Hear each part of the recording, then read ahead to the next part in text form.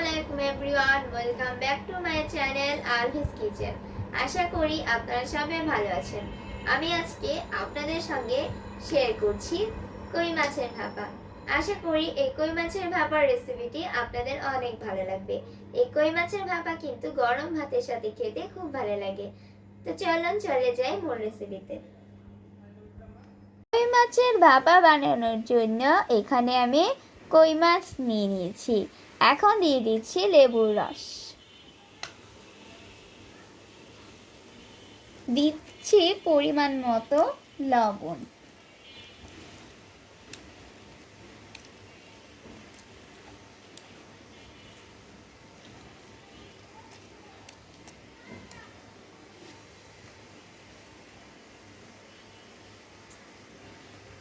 এরপর দিয়ে দিচ্ছি 2 চামচ মরিচ বাটা,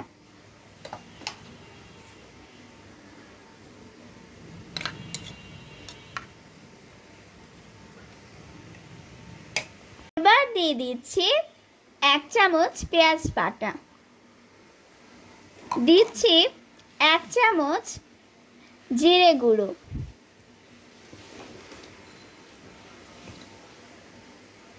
দিচ্ছি 1 চামচ ধনিয়ার গুঁড়ো,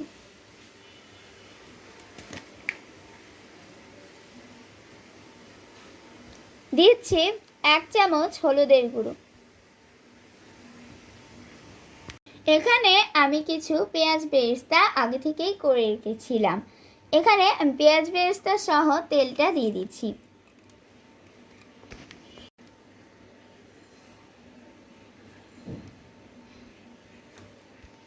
কিছু ভালোভাবে মেখে 10 মিনিট রেস্টে রেখে দিচ্ছি। ফিরে এলাম 10 মিনিট পর। মাছগুলোকে মশলার সাথে খুব ভালো করে মিক্স করে নিয়েছি। এখন যে মোল্ডে আমি ভাপাবো মাছগুলো, সেই মোল্ডে মাছগুলোকে দিয়ে দিচ্ছি।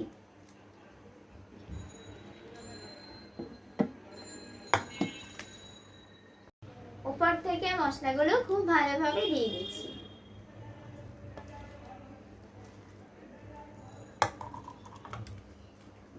বাটিতে মাছগুলো মেখেছিলাম, সেই বাটিটাকে ধুয়ে একটু পানি দিয়ে দিচ্ছি। এখন দিয়ে দিচ্ছি ধনেপাতা ও কাঁচা মরিচ। এরপর ওপরে সামান্য একটু তেল দিয়ে দিব।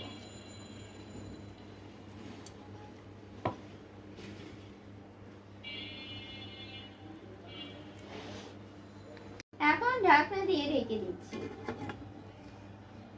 হাঁড়িতে পানি নিয়ে নিয়েছি, ভেতরে স্ট্যান্ড বসিয়ে দিচ্ছি। এরপর মোল্ডটাকে বসিয়ে দিচ্ছি।